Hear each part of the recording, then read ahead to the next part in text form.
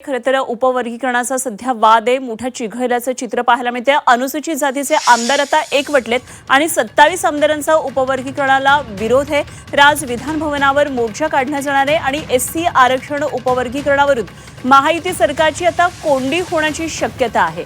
आणखी या संदर्भातली माहिती आपण जाणून घेणार आहोत। आमचे प्रतिनिधी ओम देशमुख सध्या आपल्याबरोबर जोडले गेलेले आहेत। ओम, उपवर्गीकरणासंदर्भातला वाद आहे आणि त्यामुळे आता महायुती सरकार आज कोंडीत पकडले जाण्याची शक्यता आहे। काय नेमके या संदर्भातले तपशील आहेत?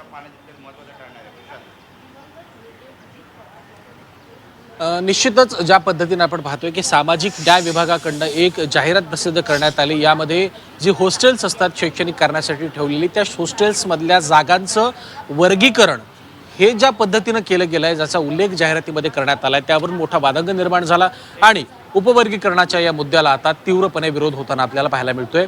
या सगळ्या घडामोडींच्या पार्श्वभूमीवर 27 आमदारांनी ज्या पद्धतीने तुम्ही आता सांगितलं की विविध पक्षातील 27 आमदारांनी मुख्यमंत्र्यांची भेट घेतली आणि या उपवर्गीकरणाला त्यांनी स्पष्टपणे आपला जो विरोध आहे तो देखील नोंदवलेला आहे। दुपारी खरं तर विधान भवनावर याच अनुषंगानं या उपवर्गीकरणाच्या विरोधात मोर्चा देखील काढण्यात येणार आहे। सकाळी 11:30 वाजता मेट्रो सिनेमापासून या मोर्चाला सुरुवात होईल आणि हा मोर्चा जो आहे तो विधान भवनावरती धडकणार आहे।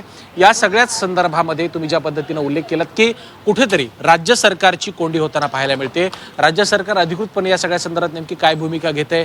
आज मोर्चा होतोय, त्यामुळे मोर्चाच्या पार्श्वभूमीवरती मोर्चाला नेमकं सामोरं कोण जाणार, मोर्चेकरांच्या भूमिका आणि त्यांच्या ज्या काही मागण्या आहेत त्या संदर्भातली चर्चा कोण करणार आणि मुख्यत्वे यावरती तोडगा नेमका काय काढला जाणार, या सगळ्या गोष्टींवरती आता खऱ्या अर्थानं खल सुरू आहे।